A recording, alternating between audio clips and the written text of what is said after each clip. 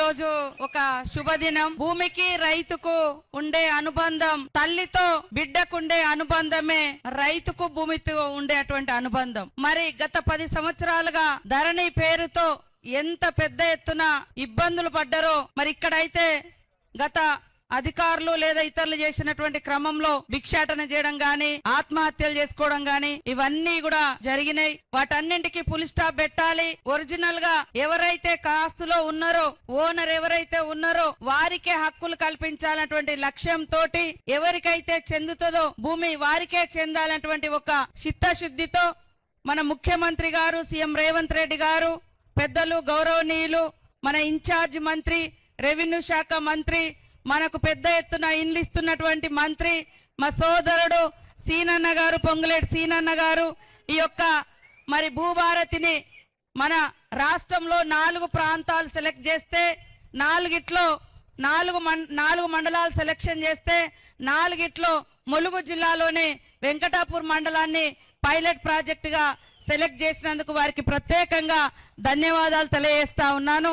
ఈ కార్యక్రమంలో నాతో పాటు పాల్గొంటున్నటువంటి మన సోదరిమణి, మన జిల్లా వాస్తవ్యురాలు శ్రీమతి సురేఖక్క గారికి, అదే విధంగా మన జిల్లా వాస్తవ్యులు మన నియోజకవర్గం బిడ్డ మన బలరామన్న గారికి, అదే విధంగా సత్యన్న గారికి, కలెక్టర్ గారికి, ఆర్డీఓ ఇద్దరికి, అదే విధంగా నాగరాజ్ గారికి, మరి బయట నుంచి వచ్చినటువంటి మన ప్రిన్సిపల్ సెక్రటరీ ఫైనాన్స్ రామకృష్ణ గారికి, మరియు రెవెన్యూ సెక్రటరీ బుద్ధ ప్రకాష్ గారికి, ఇవన్నింటిని చక్కగా ఏర్పాటు చేసి మంచి కార్యక్రమాన్ని 2 రోజుల్లో చెప్పగానే మరి అద్భుతంగా ఏర్పాటు చేసినటువంటి జిల్లా కలెక్టర్ గారికి, గ్రంథాలయ చైర్మన్ గారికి, రెవెన్యూ శాఖ అధికారులకు, పత్రికా మీడియా సోదరులకు, పోలీస్ మరి సోదరులకు, అదే విధంగా మా అక్కలకు, అన్నలకు, తమ్ముళ్లకు అందరికీ కూడా పేరు పేరునంగా ఉద్యమ వందనాలు తెలియజేస్తా ఉన్నాం. ఇంతకు ముందే చెప్పిన భూమి అనేది మరి ఒక ఆదాయం, ఒక ఆత్మగౌరవం, ఒక బలం. భూమి ఉంటే మన దగ్గర ఎవరైనా అప్పిస్తారు.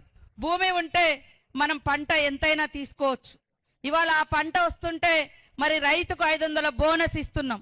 అదే బోనస్ ద్వారా కొన్న వడ్లను ఇవాళ బియ్యం పట్టించి పేదింటి బిడ్డలు ఒక్కరి పేరు మీద 6 కిలోలు ఇస్తే మినిమం ఒక్క మనిషికి 300 రూపాయలు సన్న బియ్యం మీరు బయట పెట్టి కొనుక్కుంటే ఈ రోజు ఫ్రీగా మన ప్రభుత్వం ఇస్తుంది.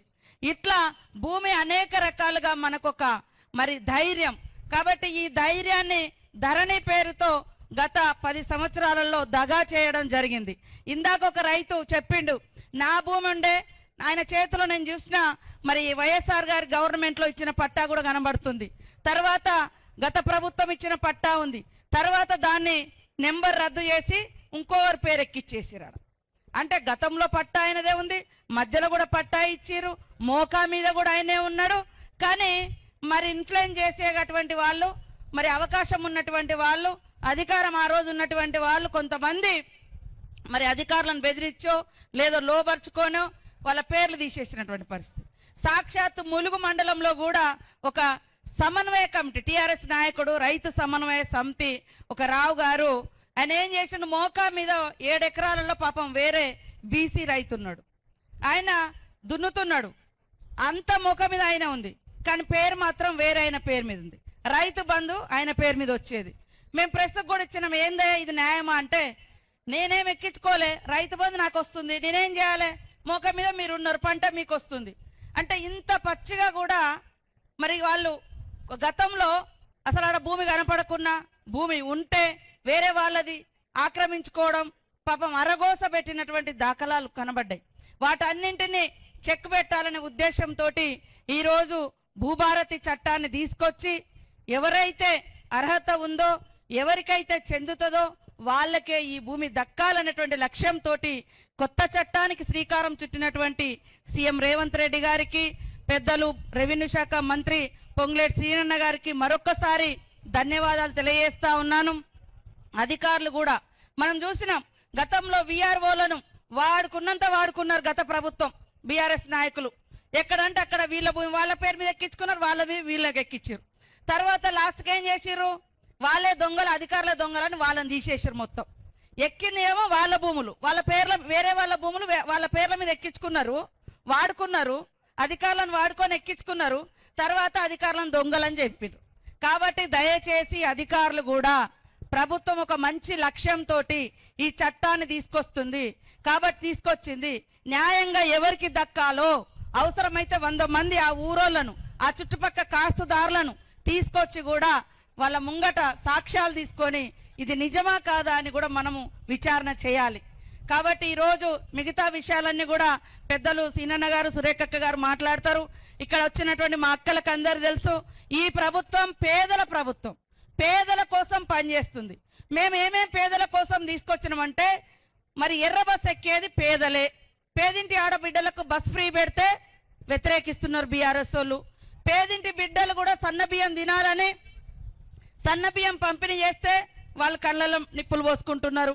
పేదింటి గుడిసెళ్లలో ఉచితంగా ఇళ్లలో కరెంట్ ఇస్తే అది తప్పు అంటారు.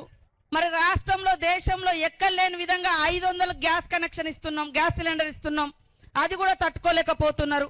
10 ఏళ్లలో ఎంతమందికి వెంకటాపురం మండలంలో ఇండ్లు వచ్చినాయో ఒక్కసారి ఆలోచించండి.